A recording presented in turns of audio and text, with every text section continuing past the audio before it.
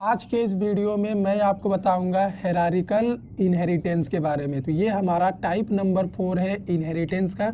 इससे पहले मैंने 3 टाइप बताए हैं, चैनल के ऊपर जाके देख लीजिए अगर आपने नहीं देखा है। स्टार्ट करते हैं। व्हाट इज़ हेरारिकल इनहेरिटेंस, इसका सिंटैक्स एग्जाम्पल प्रोग्राम भी बताऊँगा, ठीक है। पहले ये होता क्या है वो जानो।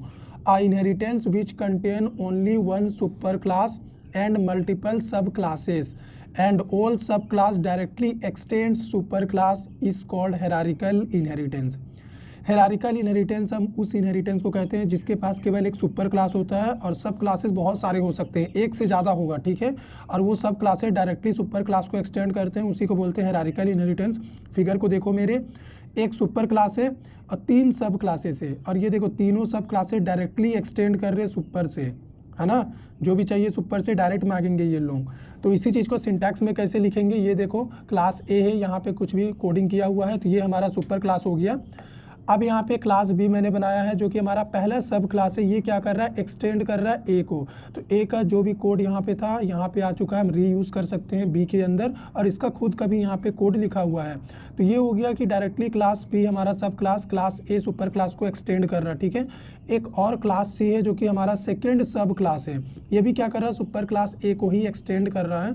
तो इसका जो भी कोड है ना, तो यहाँ पे भी आ जाएगा, यहाँ पे भी हम रीयूज़ कर सकते हैं सेम कोड को। इनहेरिटेंस का तो यही फ़ायदा होता है, और इसने खुद का भी कुछ कोड लिख रखा है।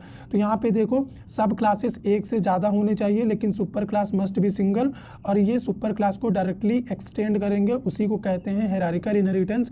चलो इसी सेम सिंटैक्स का यूज़ करके प्रोग्राम कैसे बनेगा वो बताता हूँ। गाइस, जो सिंटैक्स मैंने आपको हेरारिकल इनहेरिटेंस का लिख के दिखाया है, उसी सिंटैक्स का यहाँ पे यूज़ करने वाला हूँ प्रोग्राम को बनाने के लिए।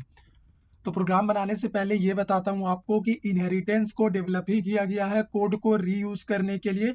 तो अलग अलग टाइप के इनहेरिटेंस में आप अलग अलग तरीके से कोड को रीयूज कर सकते हैं। जैसे सिंगल इनहेरिटेंस में अलग तरीका है, मल्टीपल तो सपोर्ट करता ही नहीं है, लेकिन मल्टी लेवल में अलग तरीका है रीयूज करने का। तो उसी तरह से हेरारिकल में भी एक अलग तरीका होता है कोड को रीयूज करने का। वो तरीका क्या है मैं आपको बताता हूँ। सबसे पहले मैं सिंटैक्स लिख देता हूँ। हेरारिकल में एक सुपर क्लास रहेगा, जैसे मैंने यहाँ पे ए नाम का एक सुपर क्लास बना लिया, और यहाँ पे जो सब क्लासेस होगा ना एक से ज़्यादा होगा, और जो कि सेम सुपर क्लास ए को ही एक्सटेंड करेगा। जैसे यहाँ पे बी कर रहा है ए को एक्सटेंड, अगर मैं एक और सब क्लासेस बना दूँ, आप अपने हिसाब से जितना बनाना चाहो बना सकते हो, ये भी अगर ए को ही इनहेरिट करे, तो इसी को बोलते हैं हेरारिकल इनहेरिटेंस। सब क्लासेस का लिमिट नहीं है, आप जितना चाहो बना सकते हो।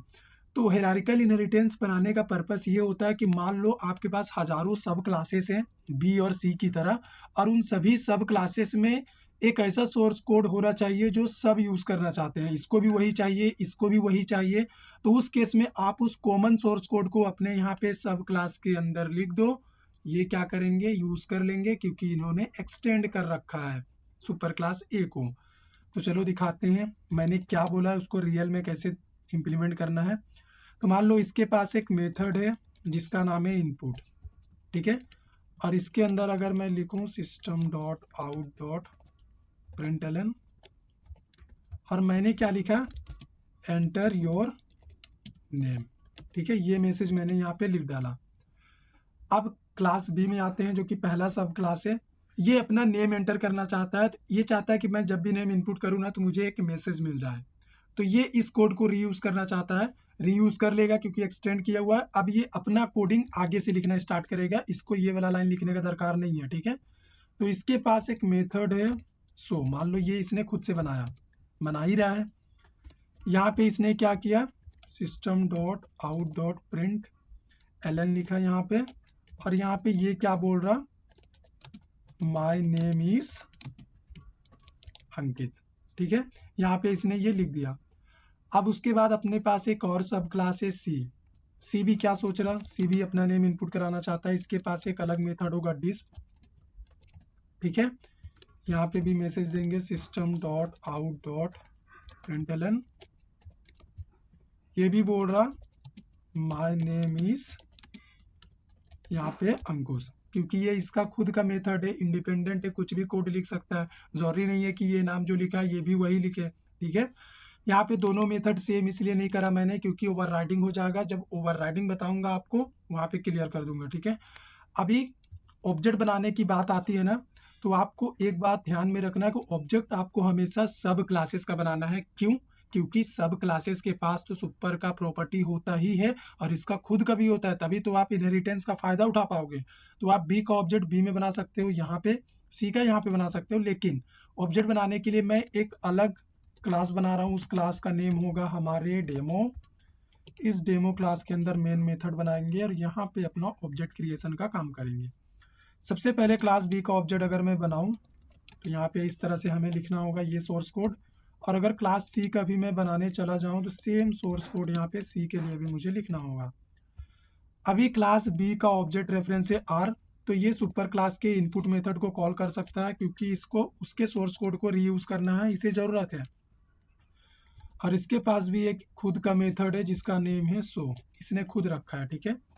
अभी क्लास सी के पास भी सेम रिक्वायरमेंट है, इसको भी अपना कोड एग्जीक्यूट कराना है। इसका R2 ऑब्जेक्ट है, यहाँ पे R2। कोड को सेव करते हैं और आपको मैं रिजल्ट दिखाता हूँ कि हम जो चाहते हैं वो आ रहा है कि नहीं। यहाँ पे बोल रहा variable R2 type of C method show. Okay, यहाँ पे मेथड डिस्प हमें लिखना होगा क्योंकि क्लास सी में डिस्प मेथड है, शो नाम का नहीं है, ठीक है। अभी चलते हैं, रिकम्पाइल करा हमने, ये हो गया कंपाइल, रन। तो देखो एंटर योर नेम, सबसे पहले माय नेम इज अंकित आ गया जो कि इस बी क्लास का रिजल्ट है। उसके बाद enter your name, my name is Ankush यहाँ पे आ चुका है। तो ये दोनों सब क्लासेस ना सुपर क्लास के इस सोर्स कोड को रीयूज कर रहे हैं।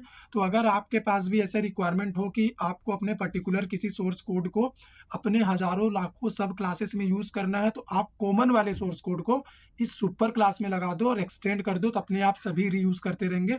जैसा यहाँ पे बी और सी कर रहे हैं, देखो बी ने भी इस लाइन को यूज करा और सी ने भी यूज करा, दोनों के अलग अलग ऑब्जेक्ट से हमने जब कॉल करा। तो यही पर्पस होता है हायरार्किकल इनहेरिटेंस का यूज करने का। उम्मीद करते हैं आपको वीडियो समझ में आ गया है, पसंद आ गया है। अगर जावा कंप्लीट सीखना है तो इस प्लेलिस्ट को क्लिक कर दीजिए जो स्क्रीन पे आपको दिख रहा है।